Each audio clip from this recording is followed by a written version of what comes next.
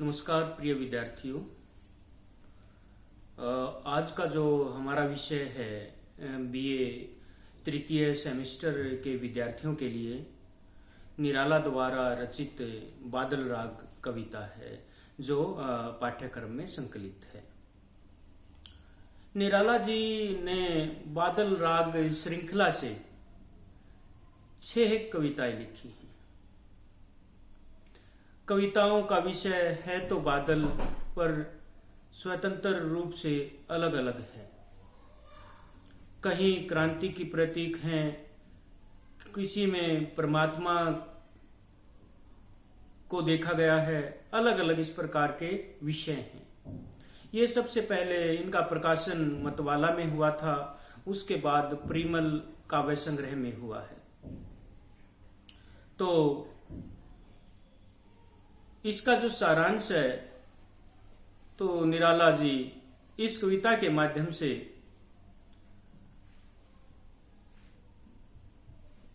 बादलों को देखकर सामंत विरोधी क्रांति की याद करते हैं, याद आती है उनको। जो किसानों, मजदूरों और शोषितों का हित साधक हैं, वे बादलों को एक रणतरी अथवा युद्ध पोत के रूप में देखते हैं। वे कहते हैं, अगर जिस प्रकार से सुख अस्थिर होते हैं, उसी प्रकार से ये बादल रूपी युद्ध पोत उन सामंतों के, पूंजीपतियों के सुखों के ऊपर छाया हुआ है। इसकी घोर गर्जन से वो कांप उठेंगे और जो वो क्रांति होगी वो निर्दयी होगी। जो विप्लव होगा वो निर्दयी होगा। वो किसी के प्रति अपने हृदय में दया नहीं रखेगा। बड़े बड़े भवन हैं, जो अट्टालिकाएं हैं, वो टूट जाएंगी। जो बड़े बड़े पूंजीपति हैं, जो पर्वत की तरह कठोर हो चुके हैं, वो चकनाचूर हो जाएंगे। पर जो कीचड़ में कमल खिलता है, वह और खुशी से महक उठेगा। और जो मजदूर वर्ग है, गरीब है, किसान है, जिसका खून, हाड़, मांस सब कुछ चूस लिया है पूंजीवाद ने, वो उत्साह से भर उठेंगे। तो ये इस प्रकार की एक कविता है। इसके अंदर निराला के जो शब्दों के प्रयोग भी हैं, कहीं कठोर ध्वनि हैं, कहीं कोमल ध्वनियों के बंध हैं। तो अब ये हम कविता शुरू करते हैं व्याख्या सहित।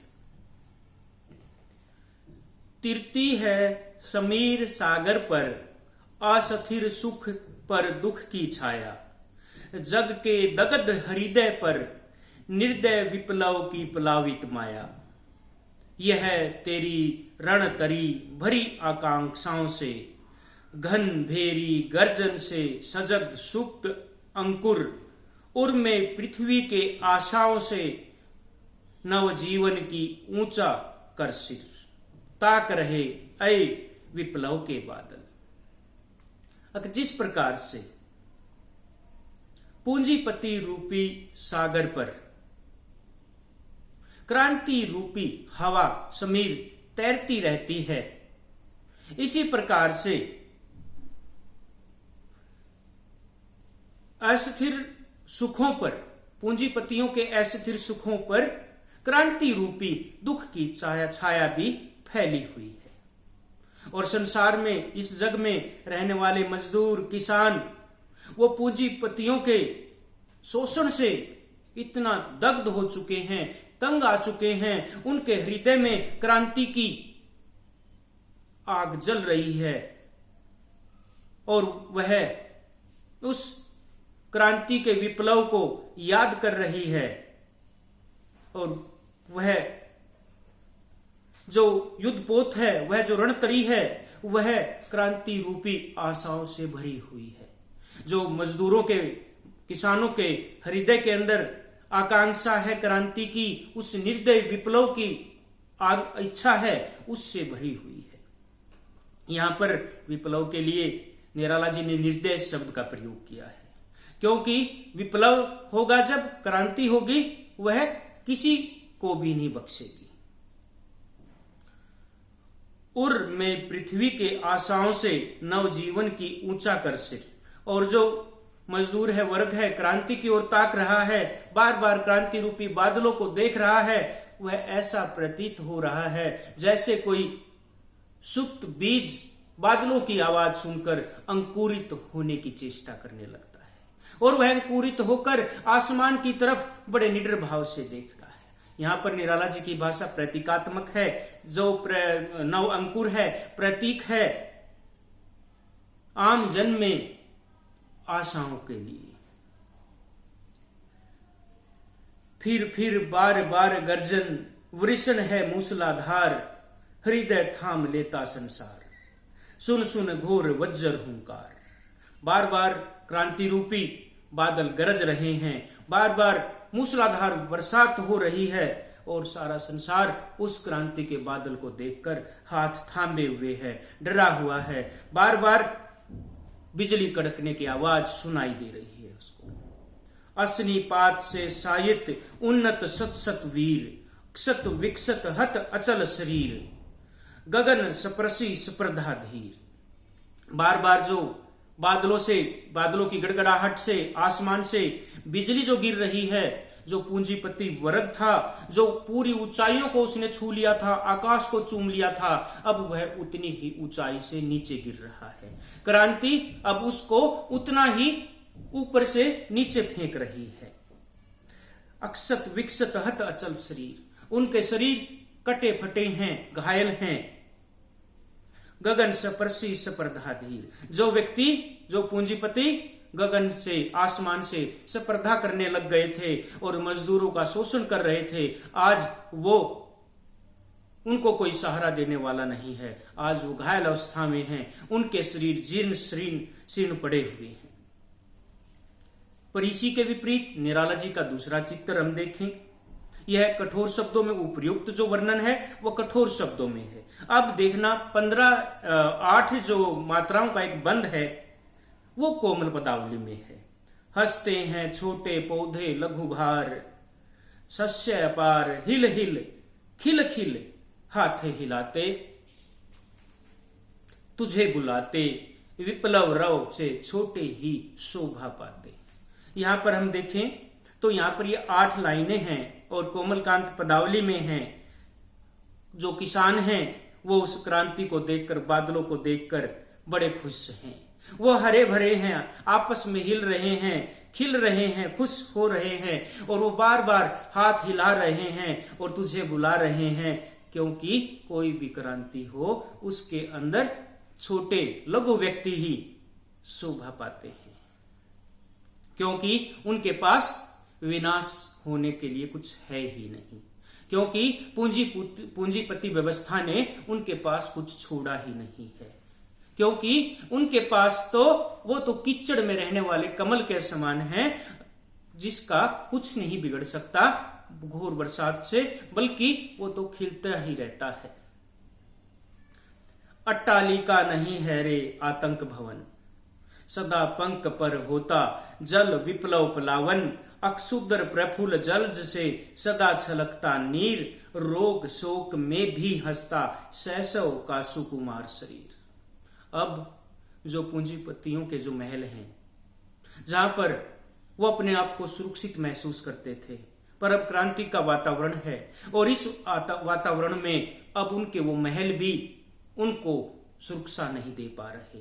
वो अपने महलों में रहकर भी अपने आप को असुरक्षित महसूस कर रहे हैं।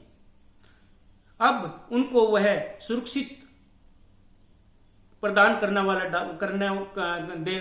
सुरक्षा देने वाला ढांचा नहीं, बल्कि अब वो डराने वाला ढांचा प्रतीत होता है। सदा पंख पर होता जल विप्लव प्लावन, और जो कीचड़ है उसके ऊपर ही हमेशा